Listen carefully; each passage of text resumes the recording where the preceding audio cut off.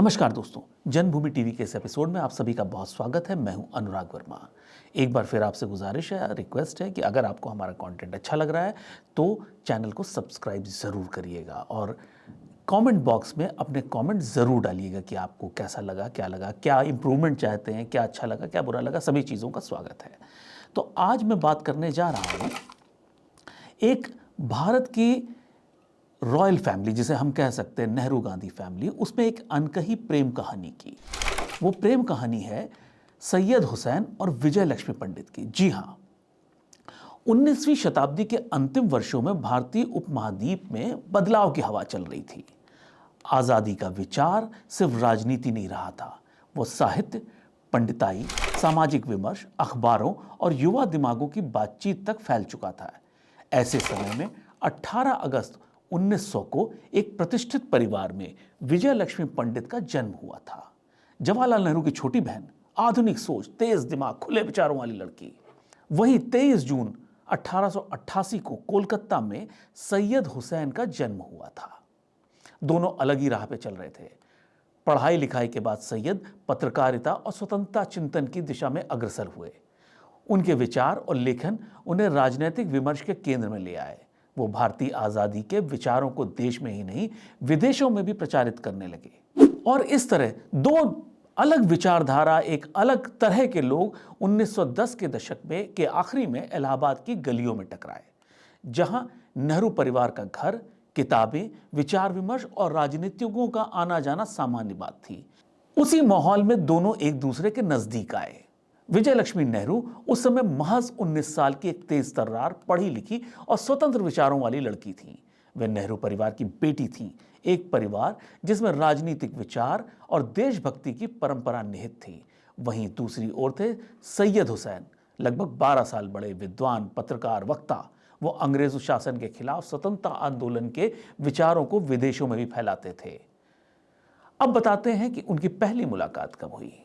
उनकी पहली मुलाकात सियासत के बीच जज्बात के साथ हुई। 1919 का साल था जब हुसैन इलाहाबाद में नेहरू परिवार के निकट आए। उनके पास द इंडिपेंडेंट नाम का अखबार था, जिसे मोतीलाल नेहरू ने शुरू किया था। विजय लक्ष्मी और हुसैन के विचार, आज़ादी, संस्कृति, समानता मिलने लगे। उनके बीच सिर्फ आदर ही नहीं, लगाव भी बनने लगा। लोग कहते हैं कि पहले कुछ बात ही थी, साझा विचार, बातचीत, अध्ययन, लेकिन धीरे धीरे वो एक दूसरे के करीब आते गए। प्यार जिसने मजहब और रीतियों को पार किया। उस समय का भारत सामाजिक रूप से काफी रूढ़वादी था। तब एक हिंदू नेहरू परिवार की लड़की का एक मुस्लिम व्यक्ति से जुड़ना बेहद असामान्य और विवादास्पद माना जाता था। विजय लक्ष्मी और हुसैन ने गुपचुप तरीके से निकाह कर लिया, मुस्लिम परंपरा के अनुरूप। यह उस समय के लिए इतना चौंकाने वाला कदम था कि जैसे ही यह खबर परिवार और नजदीकी मित्रों तक पहुंची, विरोध की आंच तेज हो गई। परिवार की नाराजगी और गांधी जी का हस्तक्षेप। मोतीलाल नेहरू को इस रिश्ते पर गहरा एतराज था।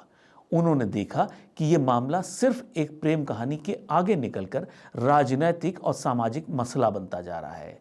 परिवार में इतना तनाव बढ़ा कि उन्होंने इसका निपटारा करने के लिए महात्मा गांधी को बीच में बुलाया। गांधी जी से बातचीत के बाद भी रिश्ते की राह आसान नहीं हुई। मोतीलाल नेहरू और परिवार की इच्छा यही थी कि विजय लक्ष्मी का भविष्य अलग दिशा में चले, एक परंपरागत, सम्मानित और सुरक्षित जीवन की ओर। अंत में दबाव इतना बढ़ गया कि उनकी शादी को रद्द करना पड़ गया और दोनों अलग अलग रास्ता अपनाने के लिए मजबूर हो गए। हुसैन को कुछ समय के लिए भारत से बाहर रहने का सुझाव दिया गया ताकि विवाद शांत हो सके। और एक चीज मैं बताऊं, गांधी जी के सामने जब यह मामला आया तो उन्होंने दोनों को बैठकर विचार विमर्श किया। उनका दृष्टिकोण स्पष्ट था, जोड़ों को पहले अपने विचारों, समझदारी और पारिवारिक सौहार्द की जांच करनी चाहिए। लेकिन दबाव बहुत बढ़ चुका था।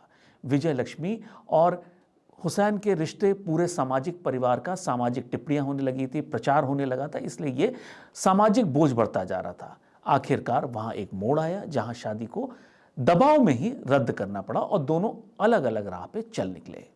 हुसैन को यह सुझाव दिया गया कि वो कुछ समय के लिए भारत से बाहर रहें ताकि आलोचना और विवाद शांत हो सके। विजय लक्ष्मी पंडित का नया अध्याय शुरू हुआ। इस शादी का टूट जाना उनके लिए आसान नहीं था, लेकिन उन्होंने जीवन को दोबारा खड़ा करने का ठाना। 1921 में उन्होंने रंजीत सीताराम पंडित से विवाह किया, एक विद्वान व्यक्ति जिनके साथ जीवन के नए पन्ने खुलने लगे। वह अपनी शिक्षा, अनुभव, साधारण सामाजिक सीमाओं से परे उठकर पूरे देश के लिए काम करने लगी। स्वतंत्रता आंदोलन में उनका नाम तेजी से उभरने लगा। समय के साथ वो केवल एक राजनेता नहीं रह गईं, वो दुनिया की उन महिलाओं में बनी जिनका नाम इतिहास में सुनहरे अक्षरों में अंकित हुआ। वे भारत की पहली उच्चायुक्त बनी, अम्बेसडर बनी, संयुक्त राष्ट्र महासभा की पहली महिला अध्यक्ष बनी। उन्होंने अंतर्राष्ट्रीय मंचों पर भारत का नाम गर्व से बुलंद किया। उनकी उपलब्धियां न केवल भारतीय राजनेता के लिए बल्कि महिला नेतृत्व के वैश्विक उदाहरण के रूप में सुविख्यात है। सैयद हुसैन का अपना अलग सफर चल रहा था। हुसैन के लिए शादी का टूटना जैसे भावनात्मक चोट थी, जैसे किसी व्यक्ति के दिल में गहरा निशान छोड़ जाता है, परंतु उन्होंने अपने विचारों और उद्देश्य को नहीं छोड़ा। पत्रकारिता और स्वतंत्रता समर्थक भाषणों के जरिए वे विदेशों में भारत के मामलों को उजागर करने लगे। स्वतंत्रता के बाद उन्हें सम्मान के साथ भारत का पहला राजदूत नियुक्त किया गया, मिस्र काहिरा में भारतीय प्रतिनिधि के रूप में उन्होंने भारतीय संस्कृति, विचार और विदेश नीति का प्रतिनिधित्व किया। वे अपने विचारों को मजबूती के साथ वहां संवादों का हिस्सा बने और भारतीय स्वर को अधिक व्यापक रूप से व्यक्त किया। लेकिन जीवन हमेशा एक जैसी यात्रा नहीं होती। 26 फरवरी 1949 को यही काहिरा में उनका निधन हुआ और उन्हें वहीं दफनाया गया, एक ऐसे शहर में जहां उन्होंने भारत का नाम विश्व के सामने रखा। अब बात करते हैं यादों में कैसे बसी रही है कहानी।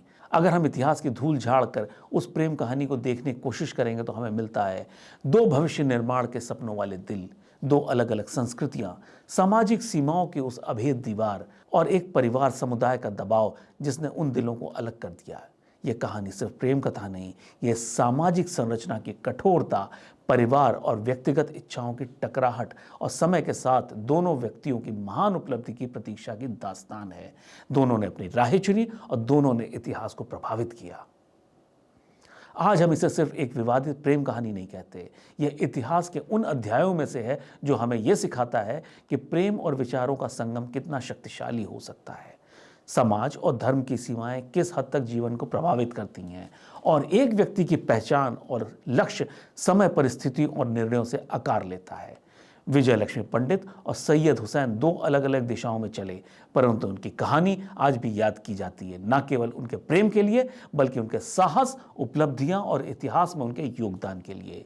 यह कहानी सिर्फ एक प्यार नहीं, आज हम इस कहानी को सिर्फ एक प्रेम कथा के रूप में नहीं देखते, ये उस युग का प्रतीक है। एक युवा महिला का जज्बा, एक चिंतक पत्रकार का विश्वास, एक रूढ़वादी समाज की मजबूत दीवारें और एक परिवार का दबाव जो व्यक्तिगत रिश्तों को सामाजिक मापदंडों के सामने तोड़ देता है।